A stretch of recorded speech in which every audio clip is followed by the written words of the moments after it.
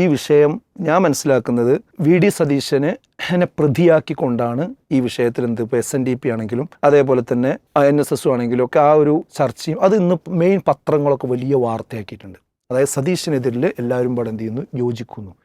അപ്പോൾ എന്താ വെച്ചാൽ ഈ വർഗീയ വിരുദ്ധ സംസാരം അത് സതീശൻ ഇപ്പോൾ 2 കാര്യങ്ങൾ പറഞ്ഞിട്ടുണ്ട്. അത് വളരെ കേരളത്തിൻ്റെ ചരിത്രത്തിൽ തങ്കലിപികളാൽ എഴുതി വെക്കപ്പെടേണ്ടതാണ്, യാതൊരു തർക്കമോ കാര്യത്തിലില്ല. ഒന്ന്, ഇവർ നടത്തിയ കേരള യാത്രയുടെ വേദിയിൽ ഏകദേശം ഒരു മണിക്കൂറോളം സമയം മുഖ്യമന്ത്രിയോട് സംസാരിച്ചു.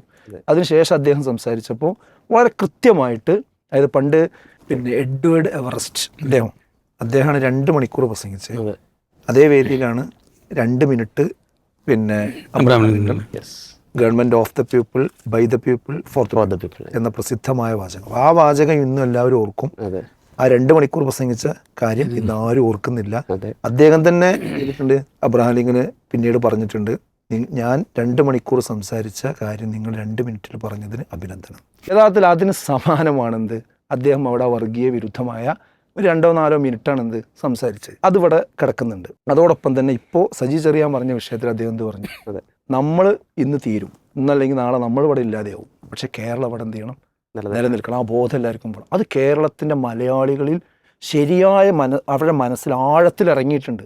അത് ഒരാൾക്കും മലയാളികളുടെ മനസ്സിൽ നിന്ന് ആ വാക്ക് എടുത്ത് ഒഴിവാക്കാൻ കഴിയില്ല. ആ വാക്ക് പറയാൻ അദ്ദേഹത്തിന് കഴിഞ്ഞു എന്നത് ഈ സന്ദർഭത്തിൽ കേരളത്തിലെ ഒരു സൗഭാഗ്യമായിട്ടാണ് നമ്മൾ എന്ത് ചെയ്യേണ്ടതുണ്ട്, കാണുന്നുണ്ട്. കാരണം ഒരു പൊളിറ്റിക്കൽ പ്ലാറ്റ്ഫോമിൽ നിന്ന് അത് XOR ഏതോ ആകട്ടെ അത് പറഞ്ഞു എന്നുള്ളതിന് നമ്മൾ അപ്രീഷിയേറ്റ് ചെയ്യാൻ നമ്മൾ തയ്യാറാകണം. നമ്മൾ ഈ കാലഘട്ടത്തിൽ ചെയ്യേണ്ട ഒരു വലിയ ദൗത്യമാണ് ധൈര്യമായിട്ട് തന്നെ. അപ്പോൾ ഇത് കക്ഷി രാഷ്ട്രീയമാണ്, കോൺഗ്രസിൻ്റെ ഭാഗം കൂടിയാണ്, UDFൻ്റെ ഭാഗം കൂടിയാണ്, LDFനെതിരെ നിൽക്കുക. ഇതിൽ LDFും UDFും കോൺഗ്രസും ലീഗും ഒന്നല്ല ഇവിടുത്തെ വിഷയം. ഇവിടെ നമുക്ക് ജീവിച്ചു പോകണം.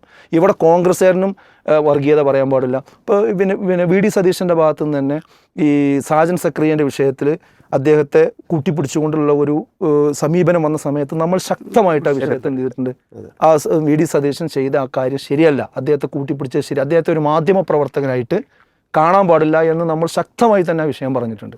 അപ്പോൾ അത് വി.ഡി. സതീശൻ പറഞ്ഞാലും അതുപോലെ തന്നെ നമ്മുടെ മുഖ്യമന്ത്രി പറഞ്ഞാലും ആര് പറഞ്ഞാലും വർഗീയത പറഞ്ഞാൽ എല്ലാവരും ഇതിനെതിരെ നിൽക്കണം. വർഗീയ വിരുദ്ധമായി സംസാരിച്ചാൽ അതിന് അപ്രീഷിയേറ്റ് ചെയ്യുമാണ്. അത് യാതൊരു തർക്കമല്ല. ആ ഒരു കാഴ്ചപ്പാടിലായിരിക്കണം, സമീപനത്തിലായിരിക്കണം നമ്മൾ എന്ത് ചെയ്യേണ്ടത്, മുന്നോട്ട് പോകേണ്ടത് എന്നുള്ളതാണ്.